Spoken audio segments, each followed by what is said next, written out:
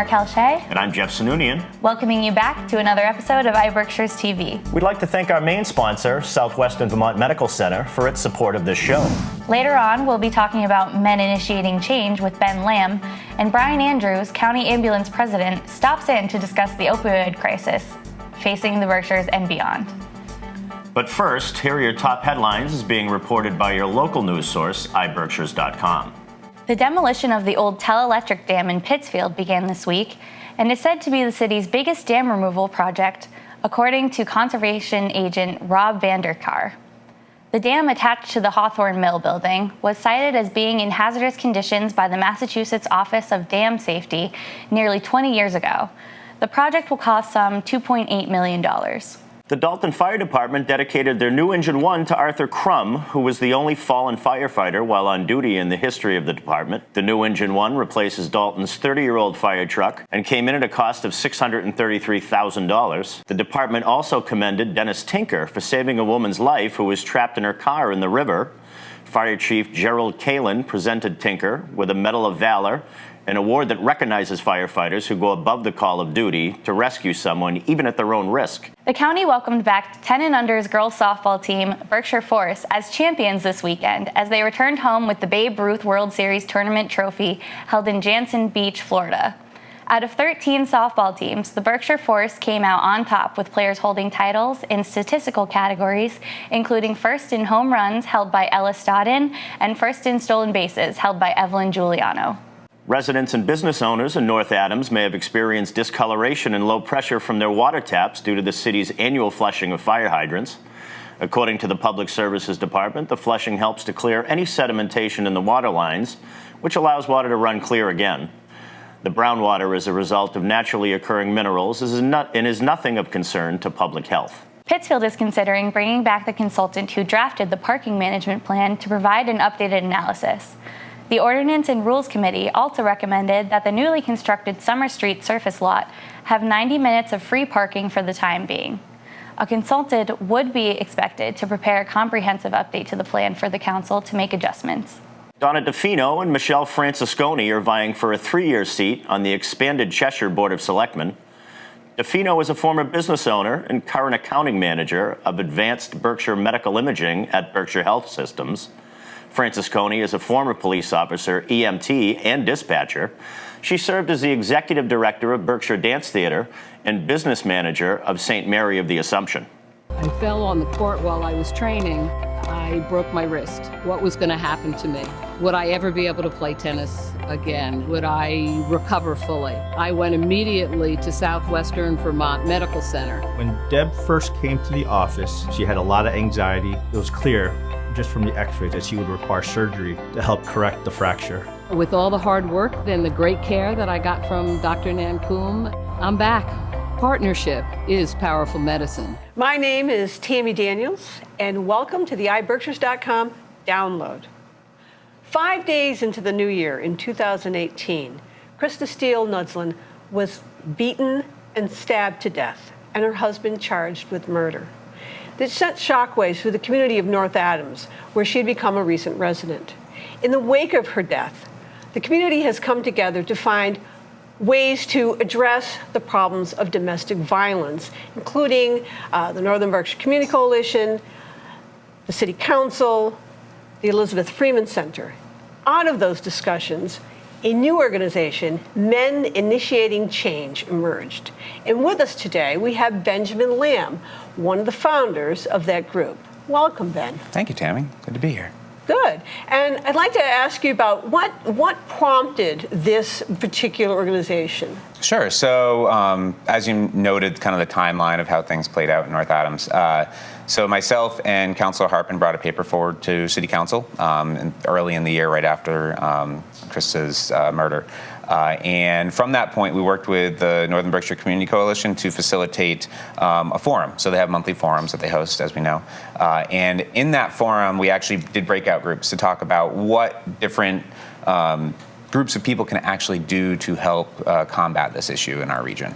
And one of those groups was focused on what can men do What role can they play? And so through that conversation and aggregating some information from people that were around that group, we really realized that there was a need, a want, and an opportunity to actually create an organization that could actually come together on the regular and take steps in whatever way, shape, or form possible to work on this effort. It's really interesting because a lot of the focus on domestic violence has been providing support for the victims, shelters, safe places, access to support services, to legal help, bringing in the police. And this is a different way of approaching it by saying, and we don't want to, not all men, right? But 95% of domestic violence is perpetrated by the men in women's lives. Right. So this is really going to some of the root causes, right, of what we're seeing with domestic violence. Absolutely. So what is your group? What is their sort of goal, their purpose? So the biggest thing for this group is that a lot of individuals don't necessarily know how they can play a part in combating domestic and relational violence. It's just there's not necessarily an obvious pathway for them to do so. And when it comes to this group, we really look at it as we're a bunch of dudes, and we've got this privilege that comes along with being dudes, and we want to make sure that we're able to leverage that privilege and our roles in the community to showcase what men should be doing, to role model it for both our peers, but then also kids. We see this as an opportunity and a need for positive role modeling rather than always saying what you don't do, but actually showcasing what you do. And so that's really kind of the approach that we've taken to most of our steps so far. And I've noticed you've been running a campaign on Facebook. Yep. How did that advertising idea come out? So one of the challenges is that a lot of the individuals that want to be in this group and want to be around the table are really busy. They're the ones that are at all the meetings. They all have families or responsibilities outside of work and their household. And so having people come to meetings is a little bit challenging. But all of these folks that want to be engaged still are trying to find ways to slot in. And what we realized at a meeting back in February, I think it was, of this year, was that there was an opportunity to have a broader impact and to actually get in front of people and to tell this narrative story about what men can do. And figuring that a photo campaign was a great way to do that. There's other photo campaigns out there that have been run not necessarily on this topic, but you see kind of the impact and how they get in front of people, and then they're kind of evergreen. They stay out there. They continue to represent that positive story and what can be done and how people can make a positive influence in their community. And who are some of the people that have been involved with this? I know some of them, but I know you some, tell me. Yeah. So I believe we've had 9 people get photographed so far, and we're planning on a second batch. But former Mayor Alcombright, Kiefer Gamel from Mass MoCA, Griffin LeBance from MCLA, myself, Councillor Moran, Councillor LaForest were all in it as well, and Dave Bond, who's a former city councillor. And so we've got, it's kind of a very diverse group of people in terms of what our backgrounds and our histories are, and some are permanent residents that have always lived in North Adams, some are new folks that have transplanted here over time, but really trying to showcase that anybody and everybody has a role to play here. And what are some of the modeling that you're hoping to put out there? So the big thing that we've kind of seen going towards is being willing to have the conversation, being willing to call out when something is not right. So often I think people are silent because they don't necessarily know what to do, and one of our biggest statements is that silence is basically approval of what people are doing, good, bad, or ugly. And so a lot of the stories and approaches that these guys are taking in their own lives show that you do need to step up. You need to create space where you can actually have conversations and call out instances and individuals when they're not acting appropriately or when there's symptoms of a larger issue at hand. But on also, what are we modeling for our kids? Like I said, a number of us have our families, and we want to make sure that we're modeling positive behaviors for them and also their friend groups so that they can see what are the actions that I should be taking from now until I'm an adult and beyond to actually be a healthy part of this community and have healthy relationships. Yeah. Well, it's an interesting take, too, because I believe it was a beer commercial. Yeah, it was the beer commercial. There have been several sort of controversial commercials lately. It was a beer commercial that was trying to do some sort of role modeling with it, and there was a huge pushback from certain sectors about, beer companies shouldn't be concerned about that. Right. But alcohol plays a part. Yep. in domestic violence. We all know that there are problems with substance abuse, and sometimes with both partners as well. Yeah. That can lead to unfortunate circumstances where where they don't know how to sort of relate to each other. Right. It's a multiplier effect that you end up with. Right. Yeah. Absolutely. So how many people have been involved in your group so far? So, if you look at kind of the full spectrum from when we started with the forum until now, there's a core group of about 5 of us that are always, engaged and getting together and making things happen. But then we also have, people that come in and out as they are available. And, that's one of the things that we're really open about is we want people to enter at whatever point that they feel comfortable and able to do so. So we've had people that have just come to standouts that we've hosted at City Hall or just participated in our Walk a Mile in Our Shoes event last year, which we're doing again this year. Yeah, I was going to bring that up. Yeah. So collectively, there's probably about 30 people that are have either come in and out or have been consistently there. It's a fairly large group when you consider, Northern Berkshire. Absolutely, for a small region, yeah. And this is Northern Berkshire, so you have people coming from Cheshire, Lanesboro, Williamstown. We got Williamstown, Adams, North Adams primarily, Clarksburg, Florida. I don't know that we've had anyone from Lanesboro, Cheshire, but everyone is welcome. That's one thing that we really try to make clear. And you, as we talked about, the Walk a Mile in Our Shoes event that's done every year as part of Third Thursday now up here in Pittsfield. And you had a pretty large group that walked last year. We covered it, And so you're hoping to have a good turnout again this year? Our goal is to be larger and to raise more money. Last year we raised almost $500. This year we're targeting $1,500. So. And this goes to the Elizabeth Freeman Center. Yeah, who's been an incredible support mechanism for the group getting off the ground. We really partner heavily with them in this because we are not experts in this. We know that we're not, and we're not going to pretend that we are. So making sure to engage with the folks that are the experts has been key. And in talks with people in the community, I mean, have you been, how are you raising awareness that this group exists other than some of the Facebook posts and things that I've seen? We're still in the Berkshires, and face-to-face interactions is sometimes the most powerful mechanism we've got. And so a lot of one-on-one conversations with people, mentioning it in group dialogues, and just making sure that people know this is the available opportunity for them. That approach of invite a friend, right? So if you are coming to a meeting, just invite a friend to come along. Whether they've been involved or heard about us or not, have them come along. And I would say, in the last month and a half, we've seen our Facebook kind of following double, just in terms of how many people are paying attention. So I think that that's really important. But also, anybody who's looking at the images and is seeing that as an opportunity for something to model is engaging in this, and hopefully is then able to implement those same sorts of actions into their own lives. And so the idea of you have people that people know who are standing up and, they're being used to spread a message. Yeah, I think that engages people more. Yeah, especially the first group. Like a lot of people recognize the people they see in those images. A lot of people are friends with them, so it gets heavier sharing. We've had over 10,000 kind of interactions with those photos so far, so that's really positive for us to see, with no financial investment in actually rolling that out. That's just organic. But I would also say, just because you're not someone who's a public figure doesn't mean that this isn't a campaign to participate in. You're making a difference in your own household, in your own family, in your own life. So you should also be, showcasing what you're doing that's doing the job well. Okay. And anybody interested in joining or interacting with your group or finding out more can find you through the Facebook page? Yep, Facebook page, and our email is on there. I'm not going to remember it off the top of my head right now, but it's on our Facebook page. We'll put it up. We have it right here, and we'll let everybody know where it is. And thank you very much for being with us today. Thank you. It's been a good conversation. Yeah, great to be here. The Adams Community Center may end up being demolished. Youth Center, Inc. plans to leave the East Street building and move to Cheshire School. The property is in poor condition, and it is estimated to cost $1 million to renovate. The town does not have a use for it currently and is looking for a private entity to take it over for new use. But if that doesn't happen, it may ultimately face the wrecking ball. A 39-year-old Southfield man accused of killing a 70-year-old motorcyclist was indicted and arraigned in Superior Court. Christopher Lane is facing charges of motor vehicle homicide while under the influence of alcohol and operating negligently.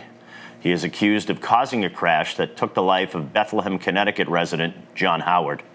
The case is not expected to be back in court until January. The Mount Greylock Regional School Committee is in the middle of a hotly debated issue over turf fields.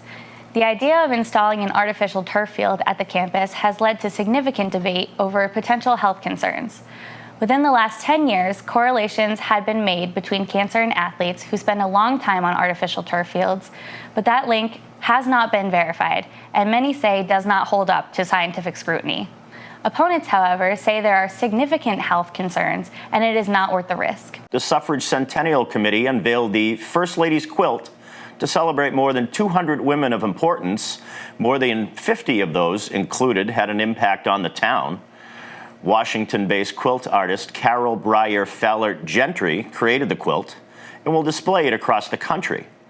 A celebration for the incredibly reputable Susan B. Anthony, an Adams native, is being planned by the committee for next year to honor Anthony's 200th birthday, as well as the 100th anniversary of the 19th Amendment, which gave women the right to vote.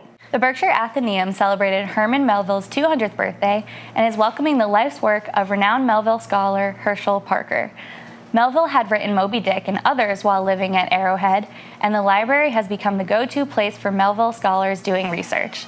The collection has been growing over time, and Parker's addition significantly increases the resources available so much that the library has to expand its shelving units and preservation equipment. The collection and the library were also honored with a literary landmark designation. The town of Adams looks to release the job posting for the vacant Department of Public Works director as soon as possible. David Newvalley left the post in 2018, and the town has been operating without a director since. Finding someone may be difficult, as both Pittsfield and Cheshire are in the market for directors. Welcome to another section of the iBerkshires Download, where we talk about important issues facing the county. Today we're going to talk about the opioid crisis, and I know a lot of people have heard that over and over again. We have an opioid problem. We have an opioid problem. Well, I think we need to keep talking about it because it is affecting everything in this county and everybody in this county. And to give you a context of how this has changed, in the year 2000, there were 379 overdoses in the state of Massachusetts. In 2016, that was nearly 2,100. Now, the numbers have leveled off, but if you ask first responders, that's not what they're going to tell you. So we have Brian Andrews here. He's the president of County Ambulance. And tell us, what are you guys seeing? We are seeing in 2019 an increase in the overdose that we are seeing, the overdoses. We're seeing an increase in Narcan administrations, and anecdotally, we're seeing an increase in the number of deaths that appear to be related to overdose. Unfortunately, we don't get that data immediately. That has to go to the state and such. But it's pretty obvious when you go to some of these dead-on scenes what the result of the death, the cause of it has been. So same thing happened for 2018. Well, the state is saying, they haven't rolled all the data out yet, but they're saying that they saw a reduction in overdose deaths. It doesn't appear that way to us here in Berkshire County, and especially here in Pittsfield and surrounding. Yeah. And in the last handful of years, I think it was like 2014 is really when the state came out and they termed it a public health crisis. And one of the big things that came out of that is the use of Narcan, the overdose reversal drugs. And that's been put in the hands of first responders, police department, fire department, paramedics, and EMTs. More and more are carrying that to help save a life. So that probably contributes to the numbers. Would you agree? Absolutely. The widespread availability of Narcan has helped in many ways, but I think there's been changes in the product that sometimes gets delivered into to our area, and so we see contaminated, if you will, doses of heroin that people encounter. You're also seeing more people who enter recovery and sometimes relapse, and when they relapse, they go back and use levels of drug that they previously were when they had a bigger tolerance.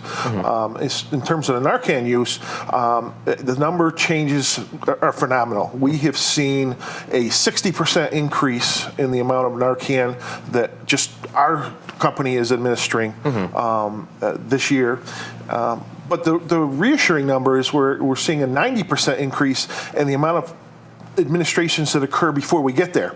So families, friends, bystanders have this wider access to Narcan, which is saving some lives. So I'm pretty confident to say that those overdose deaths that we are seeing would be much higher if it wasn't for the Narcan.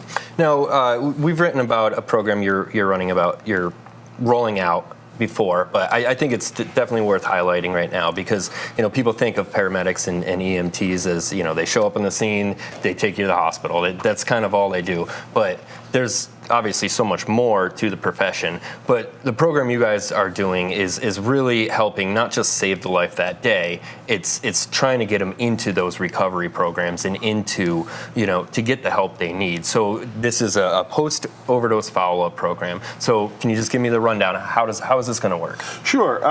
The way we have approached it and the proposal we have is that now with some changes in the ambulance regulations in Massachusetts, we can have a more proactive approach in terms of follow-up with our patients. Our hands were tied before, so we couldn't really approach patients after we took care of them. Mm-hmm. So we are going to have a program where we have individuals within the company who receive special training, who will go out and hopefully meet with these patients who either have overdosed, received Narcan, or have an opioid-related condition, and offer services. It's not only, first and foremost, yes, we'd like them to think about going into recovery and treatment, but we're also going to offer harm reduction techniques so that we can deal with some of the other issues that surround overdose. Not only, death and trying to have them stop using drugs, but also to safe needles, using clean needles, getting rid of needles in a safe fashion so that other people don't become infected, and all kinds of harm reduction techniques that have an overall impact on our health picture within our area. Now, there's something about this that really kind of seems special to me is that these are, EMTs, these are paramedics, these are people who were on the scene, when somebody, when the opioid issue has led them to go to the hospital and they need medical treatment. And so do you feel there's something special about be able to have that EMT come back and be like, hey, we want to help you so we don't have to, keep doing this and you have to keep getting taken to the hospital? Sure. And that was kind of the way this came to my mind one day was, we've seen situations where people that we've reversed their overdoses are very thankful. Sometimes they're not. They're not ready for recovery. They're still in the throes of the disease.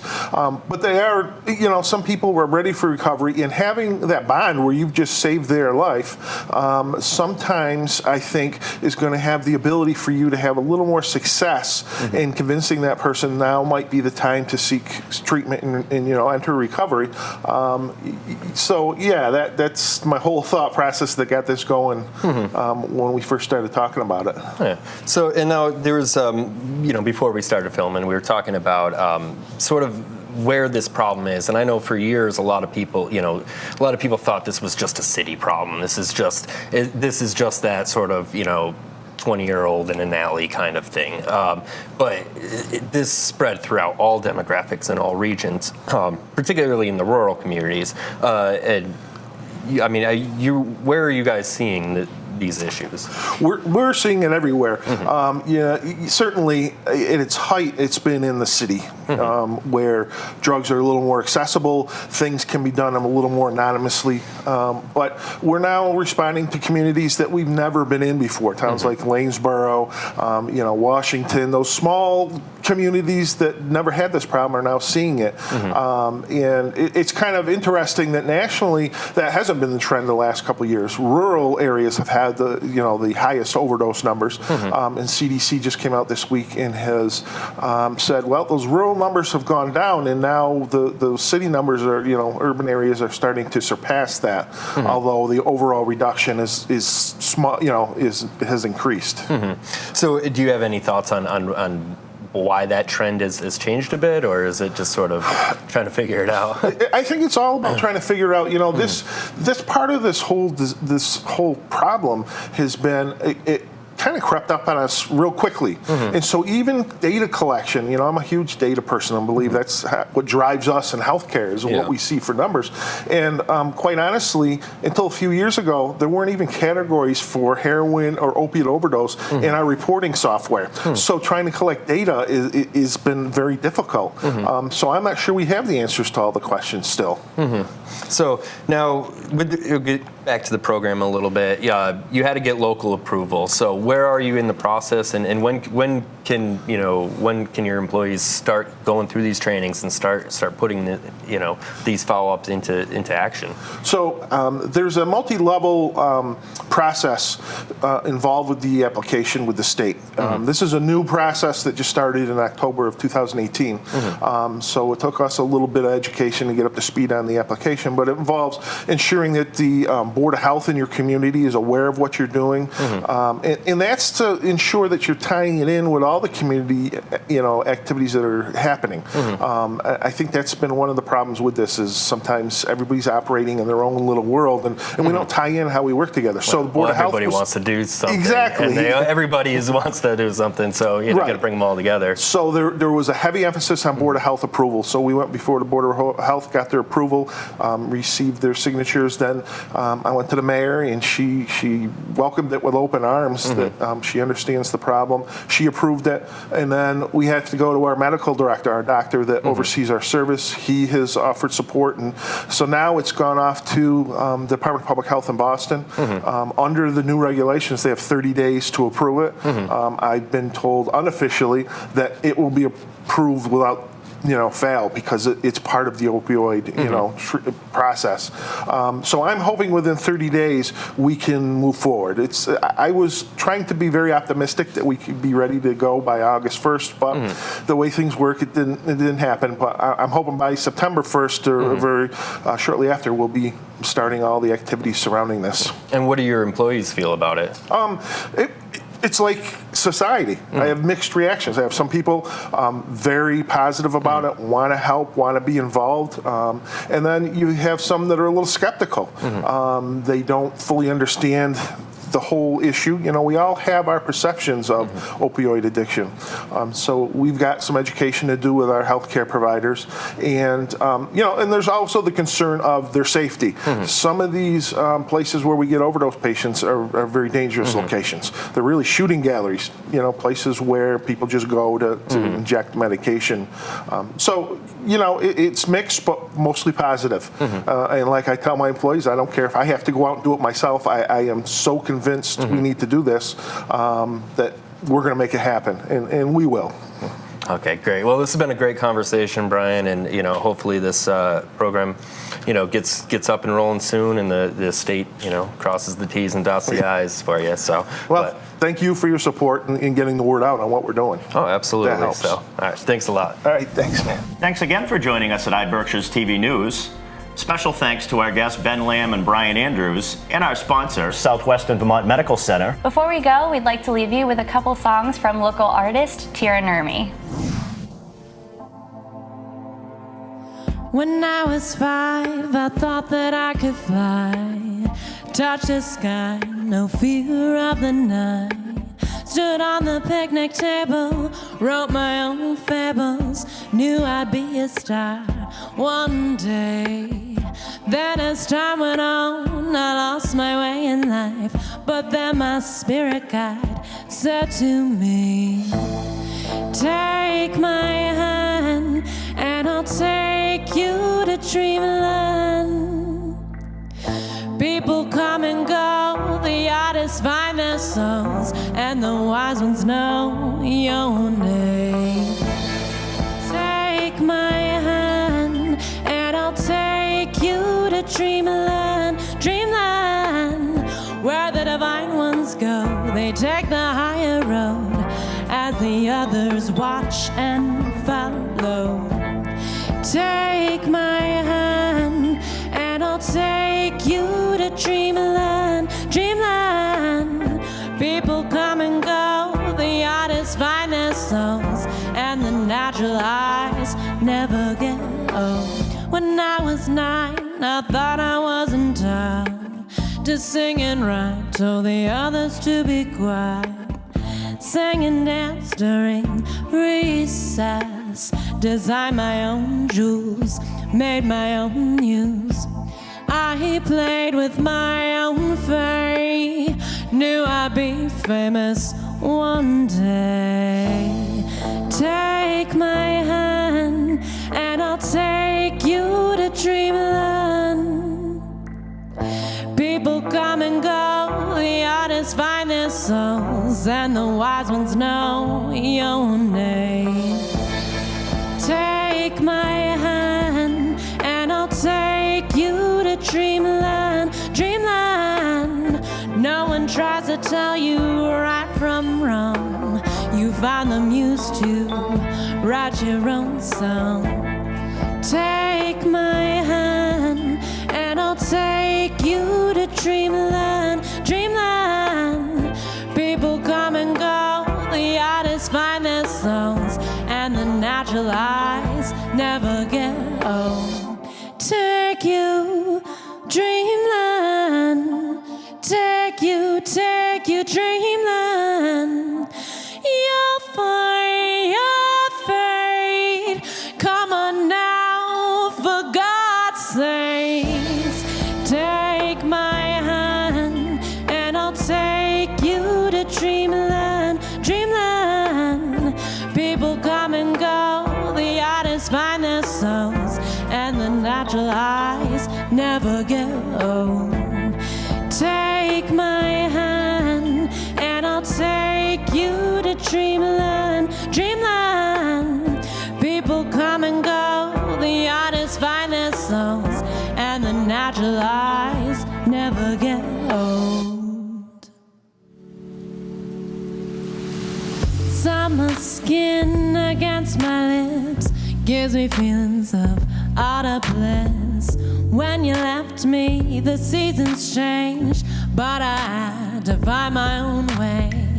And I had to catch some sun rays by the beach, let's ride some waves. Next thing I knew, it all came crashing down, crashing down. Summer vibes, day and night, I got the people feeling alright. Temptations, sensations, what can I say? Love does fade. Summer vibes, day and night, I got the people feeling alright. Temptations, sensations, what can I say? Love does fade.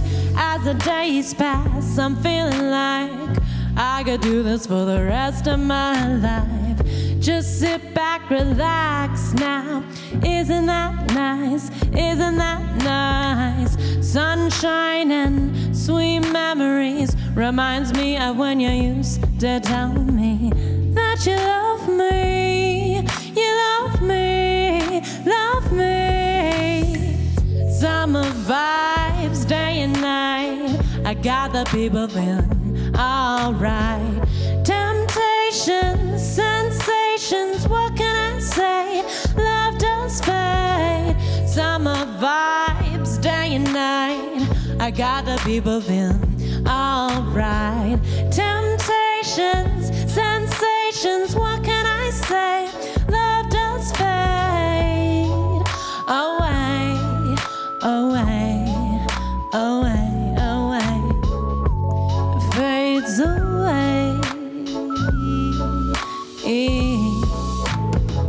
Miss your kiss, your sweet lips, and that body I can't resist.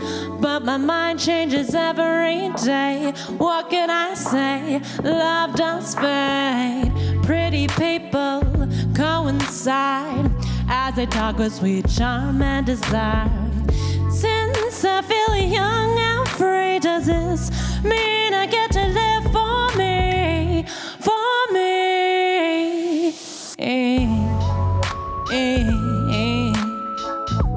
Live for me. So young, so free. Summer vibes, day and night, I got the people feeling alright.